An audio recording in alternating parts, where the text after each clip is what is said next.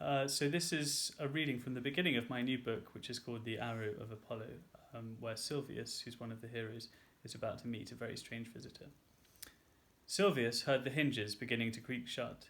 "Let me in," came the rider's voice, loud, foreign and deep. "Let me in."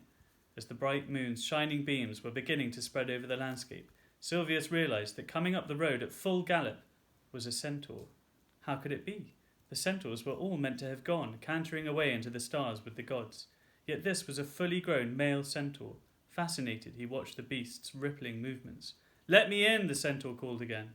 Sticking out of his flesh, in his right side, was an arrow. Silvius gripped the top of the wooden palisade. He wasn't meant to desert his post. That would mean a telling off from Aeneas, or maybe even a whipping. After a momentary pang of indecision, he clattered down the stairs to the gates. The two guards were already drawing them shut. "What are you doing? Let him in!" Silvius hung over the banister. "Orders of Aeneas," barked one of the guards, a skinny, cold-looking man, face smeared with smuts and dust. "No strangers after twilight, and that is definitely a stranger." Silvius couldn't let that happen. He had to see the centaur, talk to him, find out what he wanted. So he leapt down the final 2 steps to the ground and pushed his way in front of the guards. The other one, thick-set and dark, muscles bulging as he heaved the bolt across, turned to swat him away. And that gave Silvius enough time to dodge him, set his shoulder to the bolt, push it upwards and kick the left-hand gate open as hard as he could. "What are you doing?" shouted the thick-set guard roughly. "I'll have you up before Aeneas. You're deserting your post."